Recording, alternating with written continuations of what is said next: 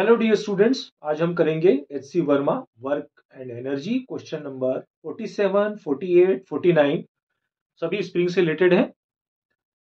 तो चलिए question number 47। A block of mass small m sliding on a smooth horizontal surface with a velocity v meets a long horizontal spring fixed at one end and having spring constant k.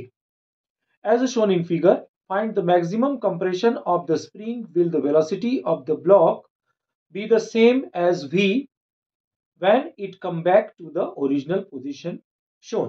तो चलिए question देखते हैं। Question में क्या कहा है, एक block है जिसकी वेलोसिटी v है और ये कहां पर टकराता है, स्प्रिंग पर टकराता है। तो स्प्रिंग पर टकराता है तो स्प्रिंग में क्या होता है, कंप्रेशन होता है। कंप्रेशन अपने को बताना है, कैलकुलेट करना है कि अपने को गिवन है। तो इसमें simple laws of conservation of energy वाला प्रिंसिपल लगेगा। तो laws of conservation of energy क्या होगा, इसमें इनिशियल एनर्जी जो रहेगी वो वेलोसिटी जो रहेगी वो v है, लेकिन टकराने के बाद वेलोसिटी कितनी हो जाएगी, टकराने के बाद ये तो मोमेंटरी रुक जाएगा। तो इसका मतलब इसकी फाइनल वेलोसिटी 0 हो गई। और ये किसके इक्वल रहेगा, ये एनर्जी जो इनका लॉस हुआ है वो किसके बराबर हुआ है, वो हुआ के एक्स स्क्वायर स्प्रिंग एनर्जी के बराबर हुआ। अब इसको सॉल्व कर लेते हैं हम लोग। तो ये तो 0 हो गया, half M V square equal to half K X square. Half दोनों तरफ से उड़ गया, तो अपने को निकालना क्या है, अपने को एक्स स्क्वायर निकालना है, एक्स की वैल्यू निकालना है। तो एम स्क्वायर बाय के, और यहां पर एक्स रूट में हो जाएगा तो भी बाहर आ जाएगा, और एम बाय के। ये तो हो गई आपकी डिस्प्लेसमेंट, जो स्प्रिंग में कंप्रेशन हुआ है वो हमने कैलकुलेट कर लिया। अब दूसरी बात ये पूछी कि क्या इसकी जो वेलोसिटी टकराने के बाद जो एनर्जी इसने प्रोवाइड की, स्प्रिंग एनर्जी, उस स्प्रिंग एनर्जी वापस से काइनेटिक एनर्जी में जो कन्वर्ट होगी तो क्या वो सेम होगी क्या।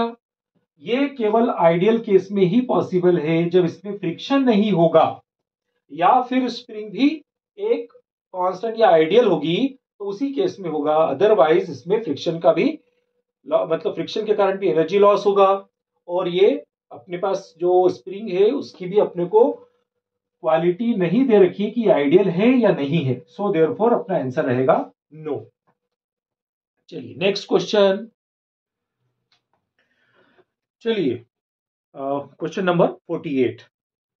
A small block of mass 100 gram is pressed against a horizontal spring fixed at one end to compress the spring through 5 centimeter. The spring constant is 100 Newton per meter. When released, the block moves horizontally till it leaves the spring. Where will it hit the ground 2 meter below the spring?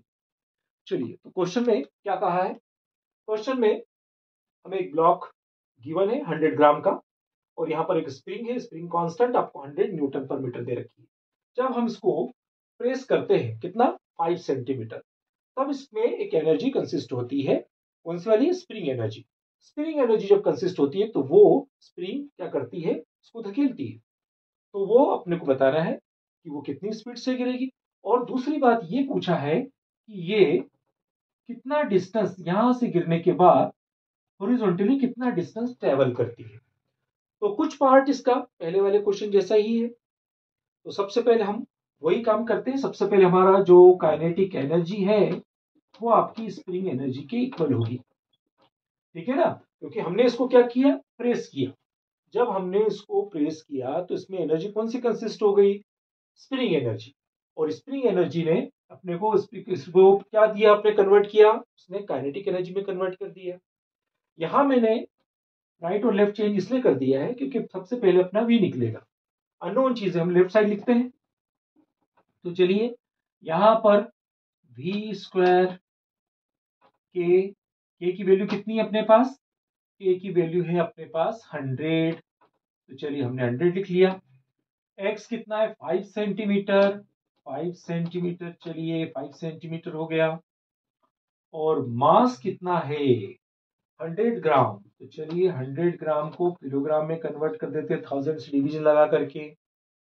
Calculation का simple सा फंडा है कि सबसे पहले जितना simplest हो सकता है उतना करो, लेकिन पूरा कैलकुलेशन करने की जरूरत नहीं है। अगर कुछ डाटा रह जाता है तो फ्रैक्शन में ही रहने दो, डेसिमल में पॉइंट में लाने की जरूरत नहीं। हो सकता है अपना बहुत सारा अगला पोर्शन जो है उससे कट जाए, तो ये चीजें हमेशा ध्यान रखना है, इससे अपना बहुत सारा टाइम सेव हो जाता है। देखें कैसे करते हैं अपन इसको। 100 से 100 कैंसिल हो गया, वी स्क्वायर ऑन 1000, 5 से ये कैंसिल हो गया, 1/20 और 1/20 का स्क्वायर हो जाएगा 1/400, 2 जीरो से 2 जीरो कैंसिल हो गई। तो नेक्स्ट स्टेप में v स्क्वायर इक्वल टू 10/4, 2 2 जा 4, 2 5 जा 10, then v can be written as root 5/2 as it is. ऐसे कैसे रख देना है। अब क्या होगा, अब जरा थोड़ा सा हम पिछला रिकॉल करते हैं, पिछले चैप्टर का। प्रोजेक्टाइल मोशन में आप लोगों ने दो प्रकार की प्रोजेक्टाइल पढ़ी है। कौन कौन सी प्रोजेक्टाइल पढ़ी है। सबसे पहली आपने हॉरिजॉन्टल प्रोजेक्टाइल और एक होता है वर्टिकल, मतलब एक ऑब्जेक्ट को हम नीचे से ऐसा फेंकते हैं और एक ऐसा फेंकते हैं तो वो नीचे गिरता है। तो जो नीचे गिरता है उसकी टाइम ऑफ फ्लाइट का फार्मूला दूसरा है, और जब ऊपर फेंकते हैं तो उसका फार्मूला दूसरा आता है। तो यहां पर से हम नीचे फेंक रहे हैं तो इसमें टाइम ऑफ फ्लाइट का जो फार्मूला है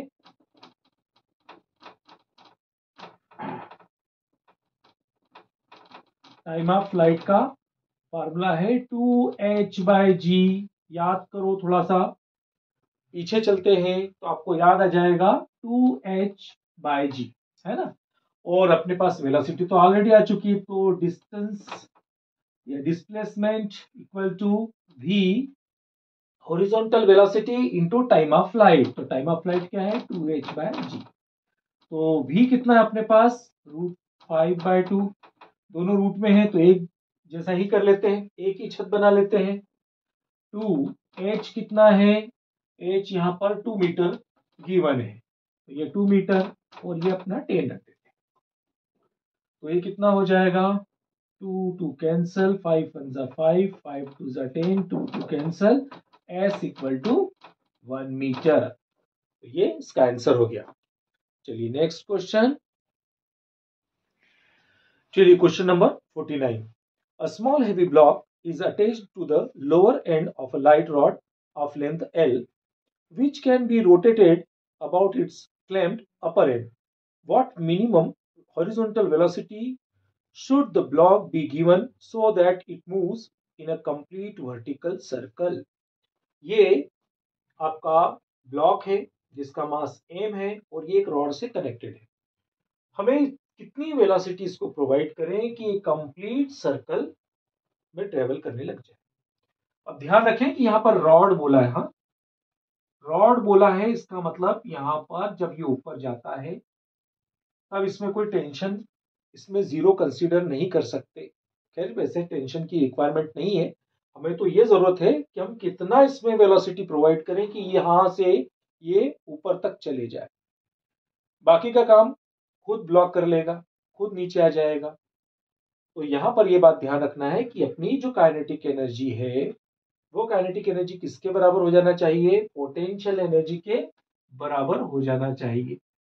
इतना कंसेप्ट है। तो सीधा सा कंसेप्ट यहां लगेगा, half mv² equal to mgh। अब यहां पर जो हाइट है ग्राउंड से वो कितनी है, h की जगह, चलिए हमें फिलहाल तो हम h रख देते हैं। अब h की जगह यहां पर हो जाएगा 12।